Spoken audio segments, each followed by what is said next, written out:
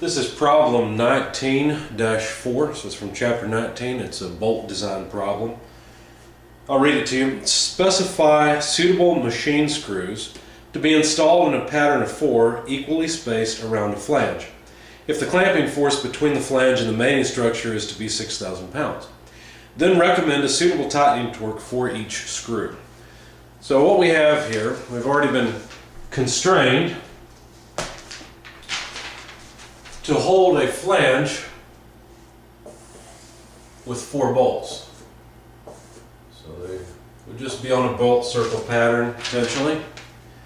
So we know we need 4 machine screws. I misspoke earlier, I said bolts, but these will be screws. We won't have a nut, but that doesn't make any difference for our design.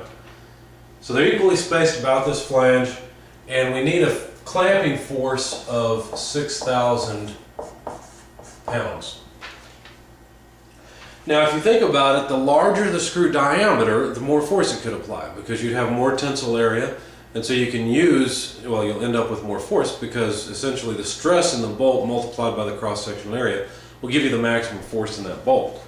So if the load is equally shared by the 4 bolts, then our solution will begin by calculating the load per bolt. So 6,000 pounds force divided by 4 bolts gives us 1,500 pounds force per bolt. So each bolt will have to carry 1,500 pounds force. Now to be clear, we're trying to keep this from just popping off. So essentially what we're trying to do is make sure that the bolts hold the flange on, and the bolts will be loaded in tension.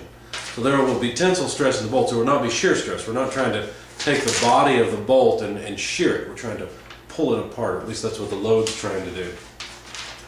Alright, so we have to select a material in order to proceed. Now you could use an ASTM bolt, you could use an ASE bolt, it doesn't matter, it's just 2 different standards.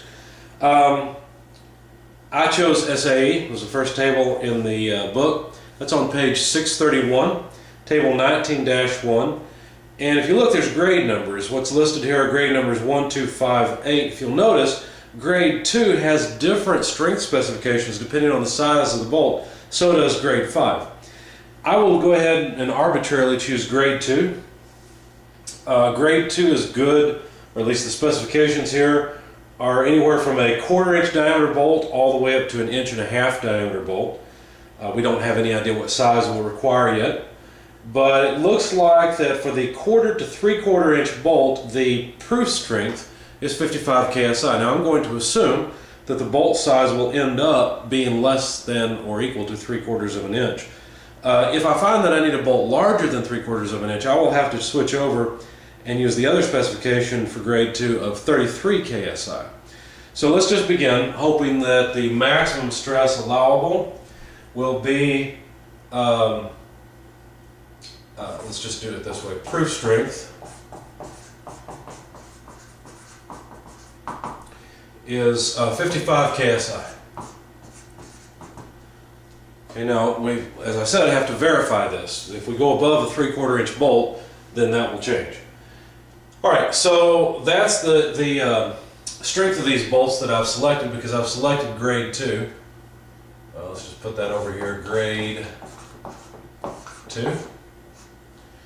And that's what gave us this proof strength. So when you design for a bolted connection like this, you always design for 75% of the proof strength. We're not trying to torque these bolts to yield. So we only want to design for 75% of their strength. So at 75% strength, then the allowable stress would be equal to 55, let's do it this way, would be equal to 75% of 55 KSI.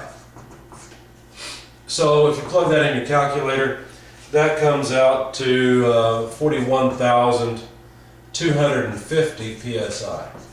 So there's the strength of the material that we're going to use for the bolts. Now, the next thing to do is to calculate the amount of cross-sectional area necessary. To do that, all you need to do is realize that the load per bolt, the 1,500 pounds force per bolt, can be divided by the allowable stress I'll expand the units here. You can see that this is correct just by the units. The inches squared are in the denominator of the denominator, so we should end up with a tensile area that is in square inches, which makes sense. That's what we expect. But another way of looking at this is if you multiply the tensile area times the allowable stress, that should give you the total force in the bolt, which we're designing to be 1,500 pounds force of clamping load per bolt. So plug this in your calculator as well. You find that the tensile area required is 0.0364 square inches. Now, if you turn over one page to page 632, you'll notice, page 633, you'll notice that there are some designations of the tensile area available depending on what bolt you select. So if you look at the tensile area available in both coarse and fine threads, the numbered sizes, which are numbers 0 through 12 in the upper portion of the chart, don't work. It's table 19.4. They don't work because there's not enough tensile area. There's not enough cross-sectional area. Now notice this tensile area is the area in the threads. It's not the area in the bolt, because when you load a bolt in tension, it would fail first at the thread, since that's where the minimum area is located. Plus there's stress concentration there due to the threads. In any case, we have to move to the fractional sizes, which are the lower portion of this table. Now there is a fine thread quarter 28 that has exactly 0.0364 square inches, and that's why I selected everything that I have so far, because I wanted you to see this. Now remember, this is a class where you're not trying to get the right answer. You're a designer. Okay, so you have to make some decisions and understand what the numbers mean that you're getting and that you're using. Now in this case, I could choose in theory a quarter 28 bolt and say I'm done with this. This should work. But I wouldn't do that. That doesn't seem reasonable to me as a designer, because there's going to be variation in the strength of the bolt, and I don't want my design to fail. So what I'm going to do instead is jump back over to the coarse threaded screws, which are more common anyway, and go down to the next line. A 5/16 18 bolt has a tensile area of 0.0524 square inches. So that's what I'm going to select. So because of the tensile area requirement, I will select a 5/16 18 bolt. And its tensile area, as I said, is 0.0524 square inches. That's on page 633. Okay, so that's the bolt that I've selected. The next thing to do, now that I've designed it, essentially this is one answer. That's the size bolt that I'm specifying to use. The next part of this problem is to figure out how tight that bolt needs to be torqued in order to achieve the clamping load of 1,500 pounds. To do that, we're going to use an equation that, like I told you in class, just gets you into the ballpark. This is on page 635. It's equation 19-3, and it looks like this. It says the torque that you get, or the relationship, between the torque and the clamping load is given by this equation, where P is the clamping load, and I'll describe K and D as we go.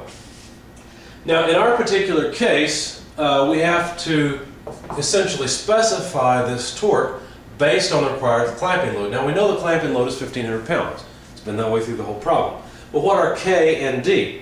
Well, K is a constant that's dependent upon whether lubrication is present or not.